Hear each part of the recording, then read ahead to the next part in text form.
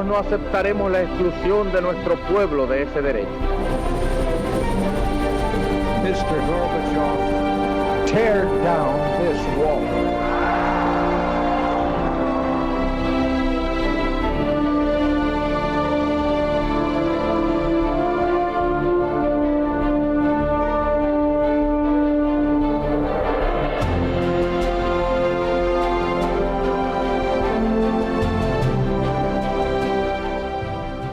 Muy buenas noches, señoras, caballeros, bienvenidos a Tiempos Modernos.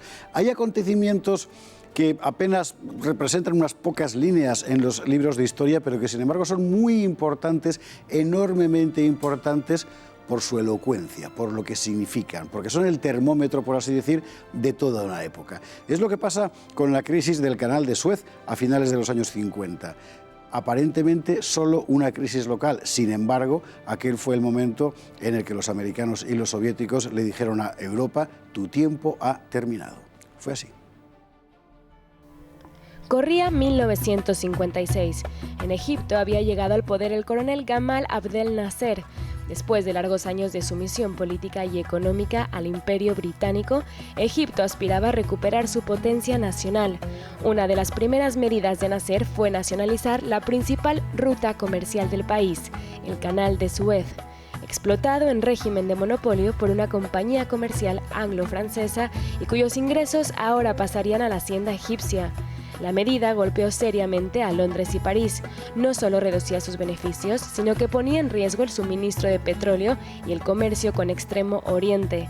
Y sobre todo, el poder de Inglaterra y Francia, potencias hegemónicas en la zona desde el final de la Primera Guerra Mundial, quedaba seriamente comprometido. Londres y París decidieron reaccionar. ¿Cómo? Con una operación política militar que apartara a Nasser del poder. Los europeos pidieron ayuda a los Estados Unidos, pero Washington escurrió el bulto. Prefería una solución diplomática, dijo el presidente Eisenhower. No importó. Inglaterra y Francia aún se creían fuertes y además había otro aliado, el naciente Estado de Israel, que se debatía en constantes conflictos fronterizos con Egipto. El 29 de octubre de 1956 se sustanció todo. Los israelíes atacaron posiciones egipcias y Londres y París exigieron a Egipto la retirada del ejército egipcio del canal, que sería ocupado por tropas inglesas y francesas. Nasser se negó. Los británicos bombardearon los aeródromos egipcios. La victoria estaba al alcance de la mano, pero entonces los nuevos amos del mundo, soviéticos y norteamericanos, mostraron sus cartas.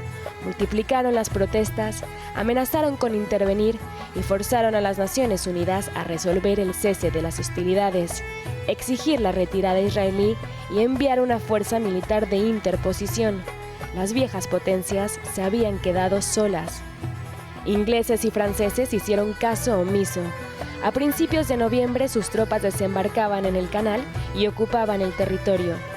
El ejército egipcio no podía hacerles frente, pero tenía otro recurso. Cerró el canal, dejando a los británicos sin petróleo. Londres pidió el crudo a los Estados Unidos, pero Washington dio la espalda a los ingleses.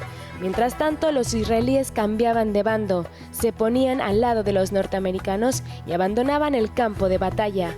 Francia e Inglaterra tuvieron que renunciar a su objetivo. El 3 de diciembre sus tropas se marcharon de Egipto. Los Estados Unidos y la Unión Soviética habían impuesto su voluntad sobre las viejas potencias del antiguo orden internacional. A ojos del mundo quedó claro quiénes mandaban ahora en el planeta.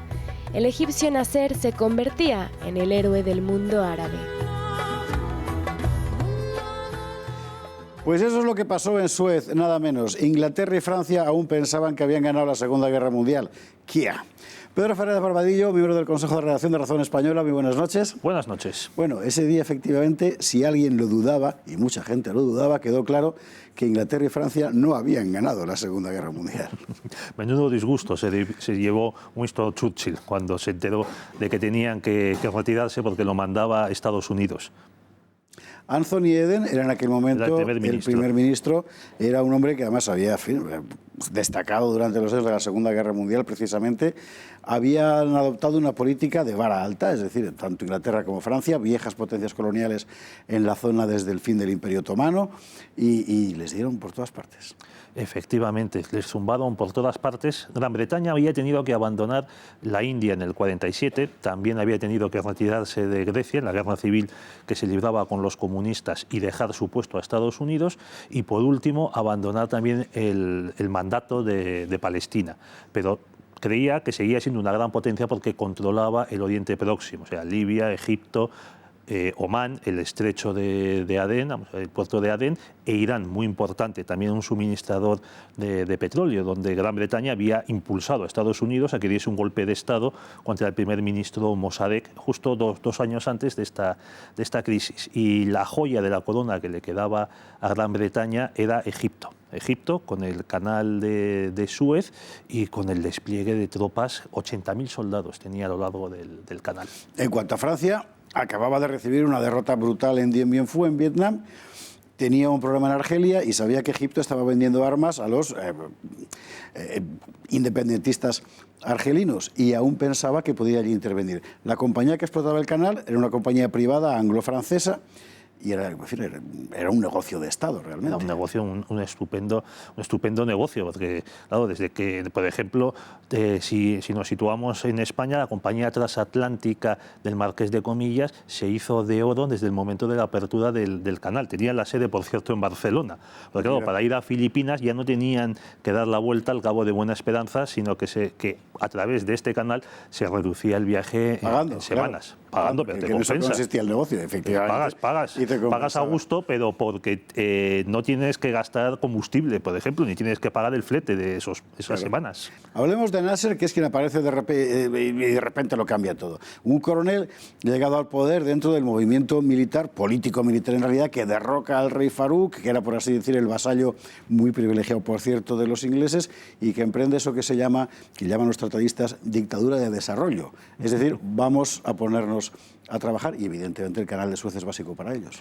Pues es que los británicos habían dejado una serie de monarquías títeres después de la Primera Guerra Mundial en esa zona, la que tú has mencionado de Farouk, también la de Irak, la de Jordania y en el año 51 en Libia, que fue el primer país africano independizado después de la Segunda Guerra Mundial. Libia había sido colonia británica, italiana, pero se la quedaron los británicos. Entonces Nasser pues, es uno de estos personajes caudillos, podemos usar la palabra, si no estuviese tan gastada en España, tan asociada. Era un caudillo político y militar, era un tipo que tenía un magnetismo personal extraordinario y que arrastró además a las masas.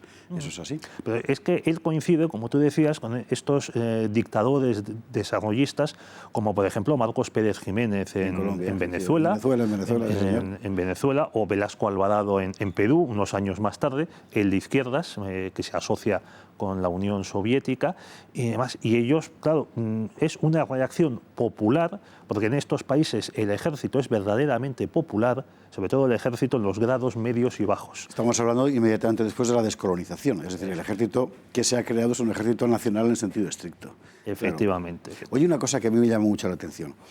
Que Nasser le hacía ojitos a la Unión Soviética era una evidencia. Los Estados Unidos, sin embargo, a la hora de meter allí la cuchara, no optan por derrocar a Nasser. Prefieren que se lleven el capón ingleses y franceses. Pero es que, bueno, Nasser juega con la Unión Soviética. Stalin no había querido expandirse más allá de su esfera de influencia habitual, la pactada en Yalta y en Potsdam, no había querido expandirse, pero sus sucesores, Khrushchev, sí lo hace. Entonces, Nasser trata con la Unión Soviética más que nada para fastidiar y chinchar a los británicos, en primer lugar, y en segundo lugar a Estados Unidos. En el mismo año 56 reconoce diplomáticamente a la China de Mao y no a Taiwán. Y compra también en este año una serie de armas a Checoslovaquia, tanques, con un cargamento de algodón. Y Estados Unidos, que sí, se siente preocupado por el acceso de Nasser, pero claro, ellos dicen que intentan asociar, según cuenta Kissinger, y para ellos estos movimientos de liberación anticolonial se asocian a su propia guerra de independencia. Es interesante esa perspectiva, sí. Es verdad. Y entonces para ellos dicen, bueno, tenemos que ponernos del lado de ellos porque todos hemos luchado contra potencias coloniales. Todos hemos sido Nasser alguna vez. Y en medio Israel, que también era Nasser, quiero decir, Israel acababa de ser independiente desde el año 49, si no recuerdo mal, 48 es la partición. Cuando la partición y todo aquello, y han empezado en guerra con sus vecinos árabes desde el primer momento, y en aquel instante están a tiros en la frontera con Egipto, y los israelíes se meten en el fregado al lado de Inglaterra y Francia y de repente se bajan.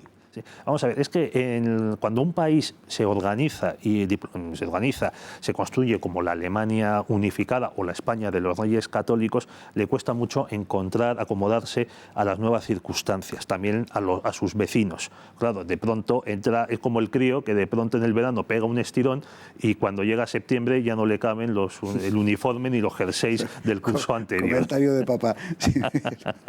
Y entonces Nasser es que se enfrenta con todo el mundo. Al nacionalizar el canal de Suez también bloquea el puerto de Aqaba, que le había correspondido a Israel y que era su único puerto en el Mar Rojo.